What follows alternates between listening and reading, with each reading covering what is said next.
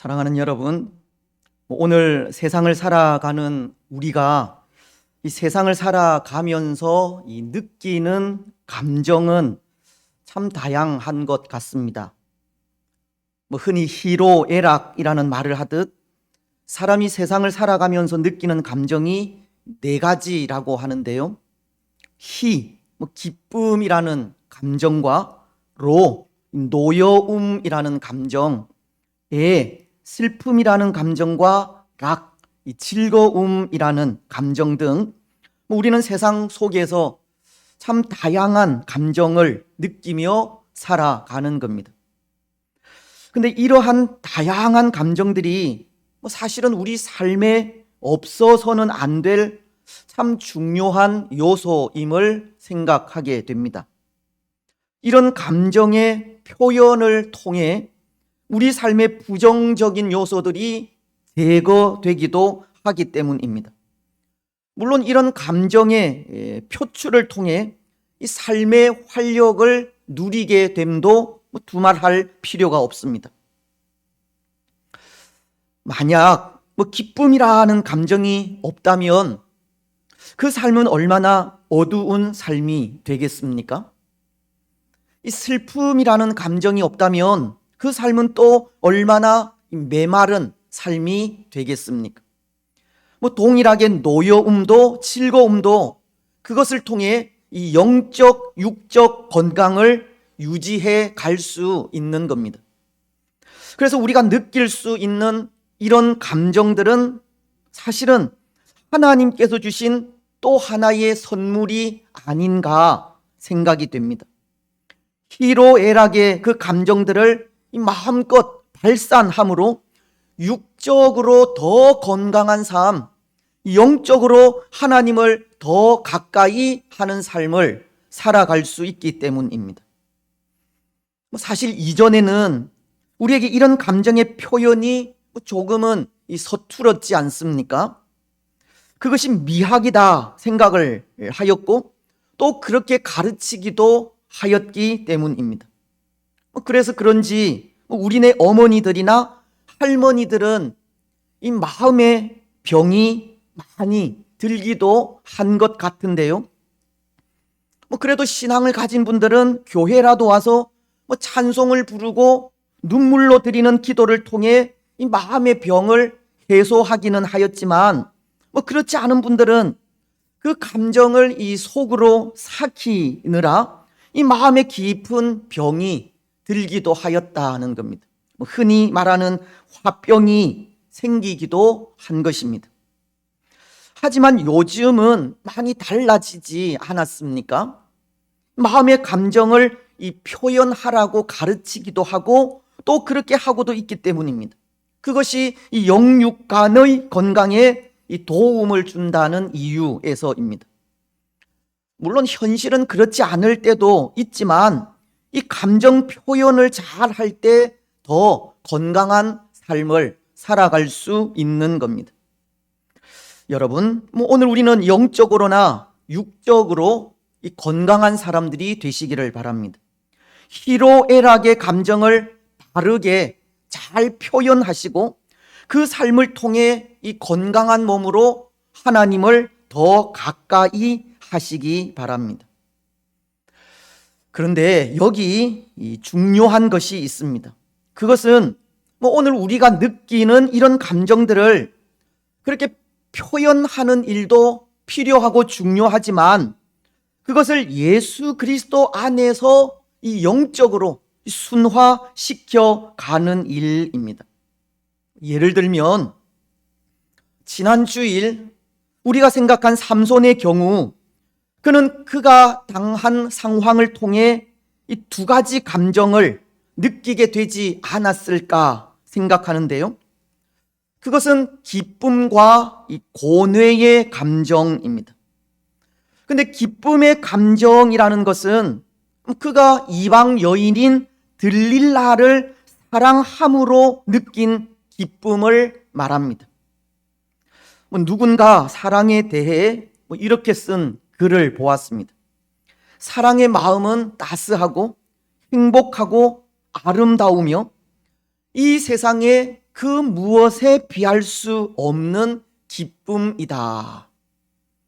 물론 사랑의 마음은 커피처럼 씁쓸하기도 하고 장미의 가시처럼 상대방을 찌르는 아픔을 주기도 하지만 사랑을 하게 되면 그 사람이 누구이든 다 이 기쁨이라는 감정을 누리게 되고 삼손 역시도 예외는 아닌 겁니다.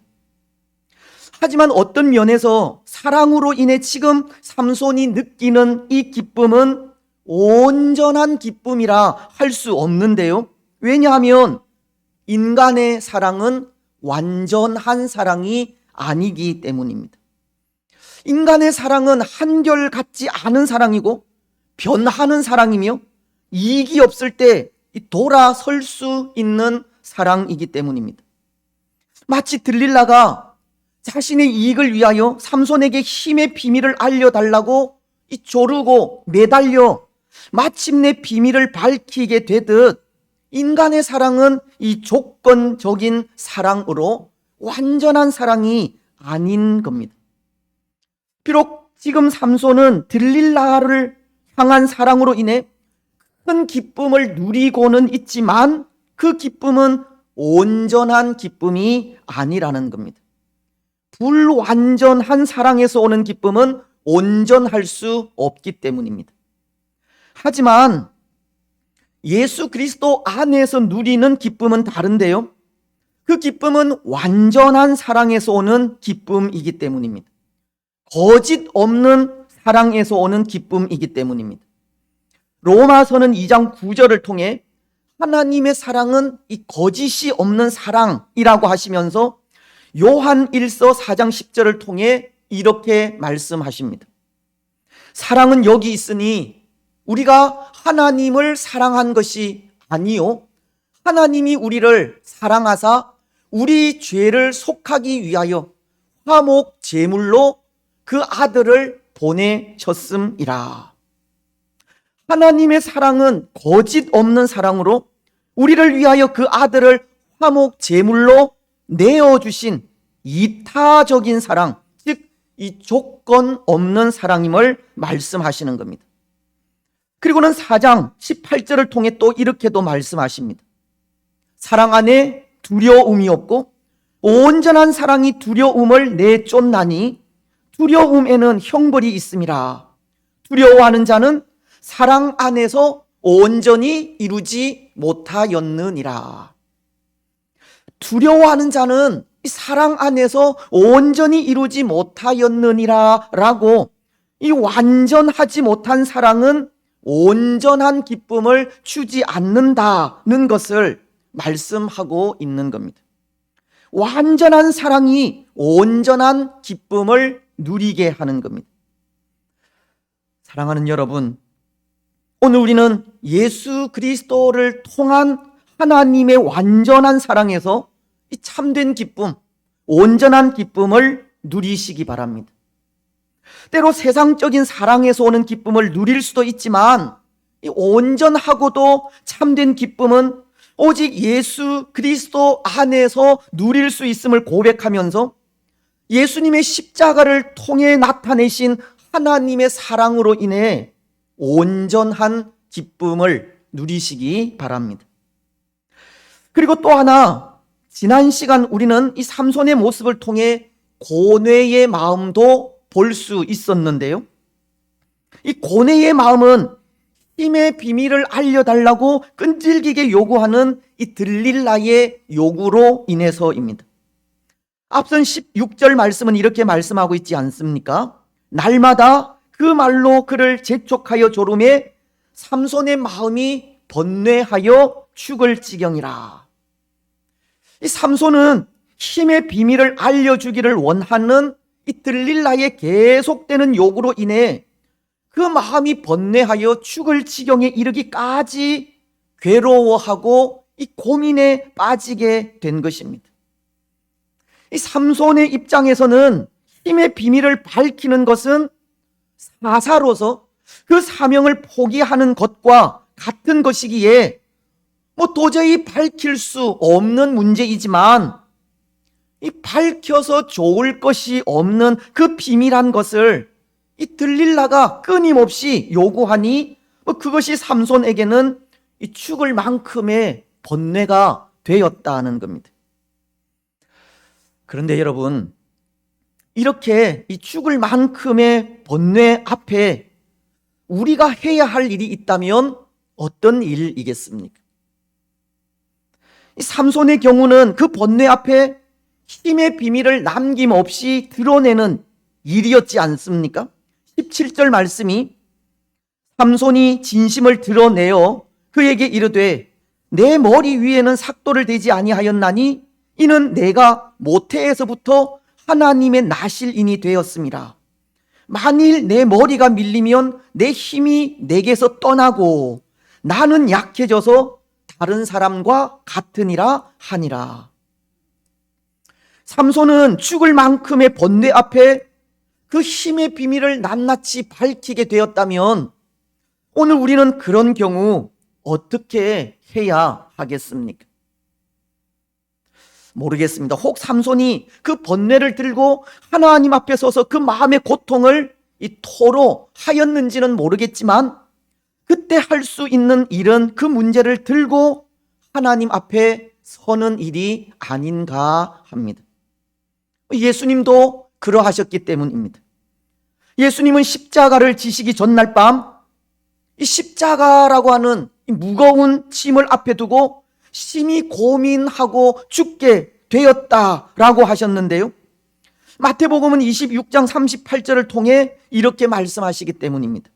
이에 말씀하시되 내 마음이 매우 고민하여 죽게 되었으니 너희는 여기 머물러 나와 함께 깨어 있으라 하시고, 예수님도 인성을 가지신 분으로 이 십자가라고 하는 참 무거운 짐 앞에 고민하여 죽게 되었다고 하신 겁니다. 하지만 십자가로 인해 이 죽을 만큼 고민하신 예수님은 오늘 삼손과는 다른 모습을 보이시지 않습니까? 삼손은 죽을 만큼의 번뇌를 이기지 못하고 그 힘의 비밀을 밝히는 이 사사로서의 사명을 포기하였다면 예수님은 죽을 만큼의 고민을 들고 하나님 앞에 서셨기 때문입니다. 마태복음 26장 39절이 그것을 말씀하십니다. 조금 나아가사 얼굴을 땅에 대시고 엎드려 기도하여 이르시되 내 아버지여 만일 할만하시거든 이 잔을 내게서 지나가게 하옵소서. 그러나 나의 원대로 마시옵고 아버지의 원대로 하옵소서 하시고, 예수님은 죽을 만큼의 고민을 들고 하나님 앞에 서신 겁니다.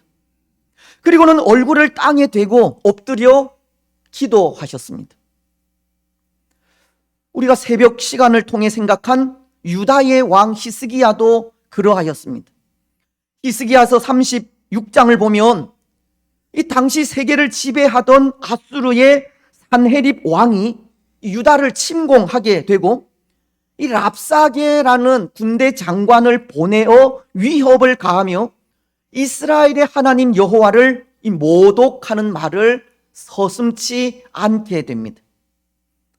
때로 유다의 대신들은 혹이라도 그 말을 유다의 백성들이 들을까 두려워 유다 방언이 아니라 이 아람 방언으로 말해달라는 요청까지 하지만 이 랍사게는 이런 말을 합니다. 이사야서 36장 12절은 랍사게가 이르되 내 주께서 내 주와 내게만 말하라고 나를 보내신 것이냐? 너희와 함께 자기의 대변을 먹으며 자기의 소변을 마실 성 위에 앉은 사람들에게도 하라고 보내신 것이 아니냐? 그리고는 유다의 신인 여호와도 아수르로부터 유다를 구할 수 없다고 하나님을 모독하면서 이 아수르의 신에게 항복하기를 권하는 겁니다. 여러분, 참 고민이 아닐 수 없지 않겠습니까? 이미 북이스라엘은 아수르에 의해 패망한 상태이고 이 아수르의 강력한 군대는 이 파죽지세로 유다의 여러 성들을 점령해 오고 있는데 행복하지 않고 이 버티기가 쉽지 않은 상황입니다. 히스기야는 이러지도 저러지도 못한 상황을 맞이하게 된 것입니다. 그런데 여러분, 그때 이 히스기야 왕이 한 일이 있습니다. 유다의 대신들을 잠잠하게 하고서는 자기의 옷을 찢고 굵은 베옷을 입고 여호와의 전으로 간 일입니다. 이사야서 37장 1절은 이렇게 말씀하십니다. 히스기야 왕이 듣고 자기의 옷을 찢고 굵은 베옷을 입고 여호와의 전으로 갔고, 여기 옷을 찢고 굵은 베옷을 입는 행위는 이 회개를 의미하는 행위입니다. 히스기야는 회개하면서 여호와의 전으로 가 하나님의 은혜를 간구하였다는 겁니다. 이 히스기야도 죽을 만큼의 고민이 찾아오게 되었을 때 예수님처럼 그것을 들고 하나님 앞에 서게 된 것입니다. 그럴 때 하나님은 이사야를 통해 이렇게 예언하셨습니다. 이사야서 37장 6절로 7절은 이사야가 그들에게 이르되 너희는 너희 주에게 이렇게 말하라.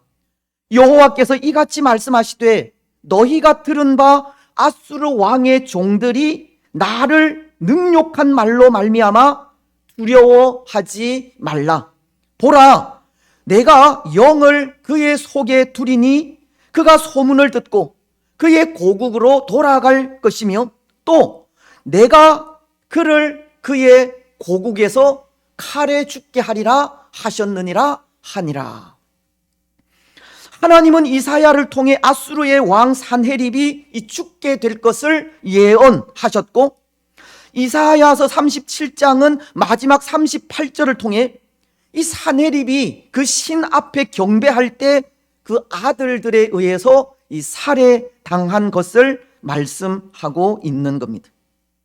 이 죽을 만큼의 번뇌 앞에 적에게 항복이 아니라 또 모든 비밀을 남김없이 밝히는 것이 아니라 하나님 앞에 서야 할 것을 가르치는 것이고 하나님의 은혜를 간구해야 할 것을 가르치고 있는 겁니다. 그렇습니다. 사랑하는 여러분, 오늘 우리도 죽을 만큼의 번뇌와 위기와 고난을 당할 때가 있을 텐데요, 그 앞에 우리가 할 수 있는 일은 한 가지 일밖에 없습니다. 기도하는 일입니다. 모든 괴로움과 아픔을 있는 그대로 내려놓고 하늘의 하나님을 바라보며 그의 은혜를 구하는 일입니다. 하나님께 모든 문제의 해결이 있음을 고백하면서 그 앞에 서는 일입니다. 찬송가 539장은 후렴 가사를 통해 이렇게 찬송하고 있지 않습니까? 주 예수께 조용히 나가 내 마음을 쏟아놓으라. 늘은 미리 보시는 주님 그 은혜를 베푸시리. 여러분, 오늘 우리가 고민하는 문제, 우리가 풀 수 없는 문제, 우리가 당한 모든 위기와 고난을 하나님 앞에 내려놓고 하나님의 은혜를 간구하시기 바랍니다. 삼손과도 같이 죽을 만큼의 고뇌를 홀로 담당하려 하지 마시고 예수님처럼, 히스기야처럼 하나님 앞에 나아가 얼굴을 땅에 대고 그 은혜를 구하시기 바랍니다. 그리하면 늘 은밀히 보시는 하나님께서 말로 다 할 수 없는 은혜를 베풀어 주실 것입니다. 여러분, 오늘 말씀도 그렇습니다. 오늘 말씀도 이 두 가지, 이 삼손이 느끼고 있는 감정을 볼 수 있고 또 우리는 그것을 영적으로 순화시킬 수 있을 것 같습니다. 먼저 21절은 이렇게 말씀을 하십니다. 블레셋 사람들이 그를 붙잡아 그의 눈을 빼고 끌고 가사에 내려가 놋줄로 매고 그에게 옥에서 맷돌을 돌리게 하였더라. 들릴라의 끈질긴 요구에 못 이겨 어쩔 수 없이 힘의 비밀을 밝히게 된 삼손은 이 머리카락이 밀려 힘을 잃게 되었고 눈이 뽑히게 되었으며 이 단단한 놋줄에 매여 옥에서 맷돌을 돌리는 신세로 전락하게 된 것입니다. 사사로서 블레셋 사람들과 싸워야 할 삼손이 아무런 힘도 없이 결박된 채 이 꼼짝하지 못하는 상황이 된 것입니다. 여러분, 이런 상황 속에 삼손이 느낄 수 있는 감정이 무엇이겠습니까? 또 오늘 우리는 삼손이 처한 이 상황을 보면서 어떤 생각을 할 수 있겠습니까? 오늘 우리는 이런 상황 속에 참으로 비참함을 느끼지 않을 수 없고 삼손 역시도 그 비참함 속에 이 절망을 느끼지 않았을까 생각합니다. 그렇습니다. 이 상황은 절망의 상황입니다. 삼손은 도저히 헤어나올 수 없는 이 절망에 빠져버린 겁니다.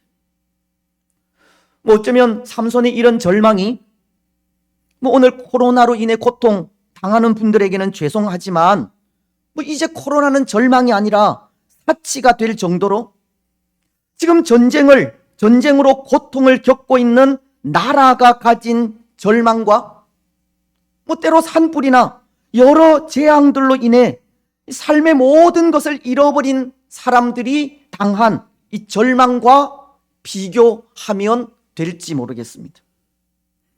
이 삼손은 지금 그만큼 절망 중에 있다는 겁니다. 절망 중에 절망 가운데 있는 겁니다. 그런데 여러분, 정말 그렇겠습니까?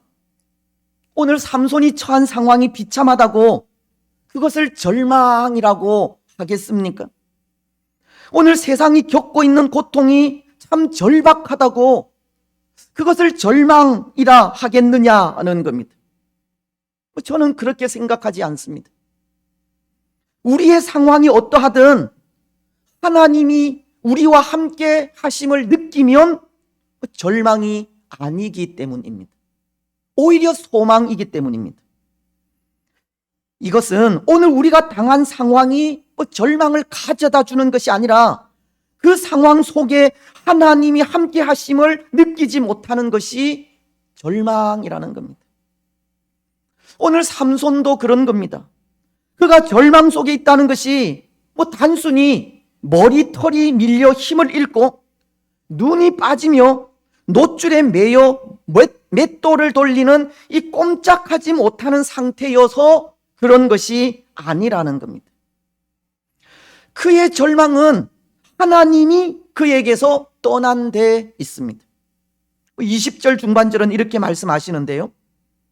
삼손이 잠을 깨며 이르기를 내가 전과 같이 나가서 몸을 떨치리라 하였으나 여호와께서 이미 자기를 떠나신 줄을 깨닫지 못하였더라. 삼손에게 꼼짝할 수 없는 상황이 절망이 아니라 여호와께서 이미 삼손을 떠나셨기 때문에 그것이 삼손에게는 절망이었던 겁니다. 그렇습니다. 사랑하는 여러분, 어떤 상황 속에서도 하나님이 나와 함께 하심을 느끼면 그것은 결코 절망일 수 없습니다. 하나님께서 내 곁을 떠나 나와 함께 하시지 않는 것이 절망입니다. 어떤 상황과 환경 속에서도 하나님이 나와 함께 하심을 느낀다면 그것은 소망인 것입니다. 여러분, 오늘 우리는 어떻습니까? 절망입니까? 소망입니까? 우리는 아직도 하나님이 우리와 함께 하심을 느끼고 있습니까? 세상 끝날까지 우리와 함께 하시겠다는 하나님의 말씀을 믿고 신뢰하고 있습니까? 그렇다면 절망해서는 안 됩니다. 여러분, 오늘 우리는 우리 가운데 하나님의 임재를 느끼시고 그 삶을 통해 절망이 아니라 소망을 가지시기 바랍니다. 이제 또 하나, 오늘 말씀을 통해 삼손이 느끼고 있는 감정이 있다면 그것은 소망입니다. 그런데 여러분, 이런 절망적인 상황 속에 삼손이 소망을 느끼고 있다면 무엇을 통해서 이겠습니까? 그래도 이 상황 속에 하나님이 함께 하신다면 그럼에도 소망을 가질 수 있겠지만 지금 삼손에게는 하나님마저 떠난 상황입니다. 이런 상황 속에 어떻게 소망을 말할 수 있겠습니까? 22절을 보면 이렇게 말씀하고 있는데요.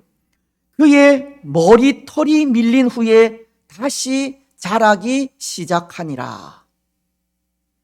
이 블레셋 사람들이 밀어버린 머리카락이 다시 자라나기 시작했다고 합니다. 어쩌면 삼손에게 힘의 원천이었던 머리카락이 다시 자라기 시작한 겁니다. 그래서 다시 자라나기 시작한 머리카락이 그에게 소망이 된 것입니다. 물론 이 삼손의 힘이 머리카락에서 나오는 것은 아닙니다. 앞선 말씀들을 통해 이 삼손에게 큰 힘을 발휘하게 한 것은 그에게 여호와의 영이 임하였을 때이기 때문입니다.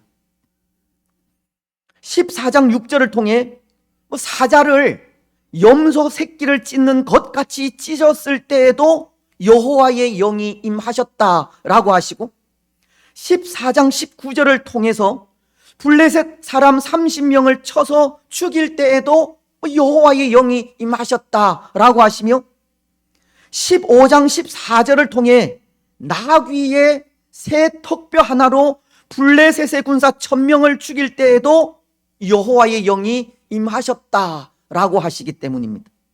15장 14절은 이렇게 말씀하고 있지 않습니까? 삼손이 레히의 이름에 블레셋 사람들이 그에게로 마주 나가며 소리 지를 때 여호와의 영이 삼손에게 갑자기 임하시매 그의 팔 위의 밧줄이 불탄 삼과 같이 그의 결박되었던 손에서 떨어진지라. 물론 삼손이 기본적으로 장사이기는 하지만 큰 힘을 발휘하였을 때는 여호와의 영이 임하였을 때라는 겁니다. 그의 머리카락과 힘은 사실상 별개인 것입니다. 하지만 삼손에게 다시 자라기 시작한 머리카락이 소망이 된 것은 비록 지금은 하나님의 영이 삼손의 곁을 떠났다 할지라도 삼손에게 이 머리카락은 하나님의 약속이기 때문입니다. 그에게 머리카락은 그가 나실인으로서 하나님께 헌신을 표한 그런 표이고, 그를 택하신 하나님의 증거이며 이스라엘의 사사로 하나님께 받은 사사로서의 그런 인장과도 같은 것입니다. 이 삼손에게 머리카락은 하나님과의 잊지 못할 추억이 있는 이 참으로 아름다운 이 상징과도 같은 존재라는 것입니다. 어쩌면 사도 바울이 갈라디아서 6장 17절을 통해 이후로는 누구든지 나를 괴롭게 하지 말라. 내가 내 몸에 예수의 흔적을 지니고 있노라.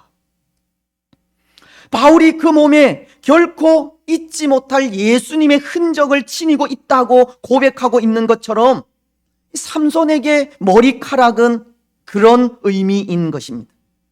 마치도 예수님께서 지신 구원의 십자가와도 같은 의미라는 겁니다. 그런데 그런 머리카락이 다시 자라나기 시작한 것입니다. 그러니 어찌 소망이 아닐 수 있겠습니까?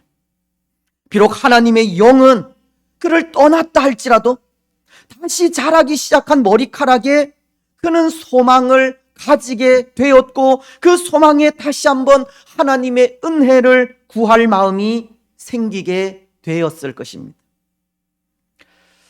그런 것 같습니다. 절망 속에서도 이 소망을 가질 수 있는 것은 예수님의 십자가로 인해서가 아닌가 합니다.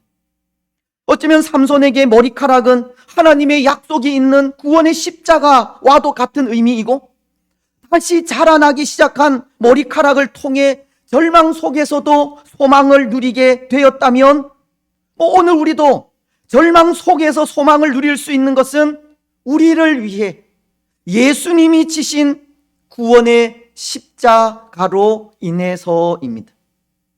때로 오늘날 전쟁의 참혹한 고통과 삶의 모든 것이 폐허로 변해버린 절망 속에 그럼에도 한 줄기 소망의 빛을 발견할 수 있는 것이 이 구원의 십자가로 인해서라는 겁니다. 고린도 전서가 1장 18절을 통해 십자가의 도가 멸망하는 자들에게는 미련한 것이요 구원을 받는 우리에게는 하나님의 능력이라고 말씀하시듯, 오늘 우리에게 구원의 십자가는 능력이고 구원의 십자가는 소망이며 구원의 십자가는 우리의 전부입니다. 사랑하는 여러분, 오늘 우리는 구원의 십자가로 인해 이 절망 속에서도 소망을 누릴 수 있습니다. 고통 속에서도 기쁨을 누릴 수 있고, 아무것도 없는 중에서도 이 마음의 넉넉함을 누릴 수 있는 겁니다. 십자가는 하나님의 능력이기 때문입니다. 십자가는 우리를 구원하는 표이기 때문입니다. 오늘 우리는 구원의 십자가로 인해 절망 중에서도 소망의 삶을 살아가시기 바랍니다. 이제 말씀을 맺겠습니다. 사랑하는 여러분, 오늘 우리는 우리가 살아가는 세상 속에서 참 많은 감정들을 느끼며 살아가고 있습니다. 오늘 삼손이 가진 기쁨이나 고뇌, 절망이나 소망과도 같은 이 다양한 감정들을 가지고 살아가는 겁니다. 하지만 우리는 그런 감정들을 이 영적으로 연결시키지 못할 때가 많은 것 같은데요. 그런 감정들을 이 영적인 삶으로 연결시킬 때 우리는 육적으로나 영적으로 좀 더 건강하고 이 활기에 찬 삶을 살아갈 수 있게 됩니다. 여러분, 오늘 우리는 우리가 느끼는 감정들을 있는 그대로 받아들이지 마시고 그것을 영적인 부분과 연결시켜 묵상하시기를 바랍니다.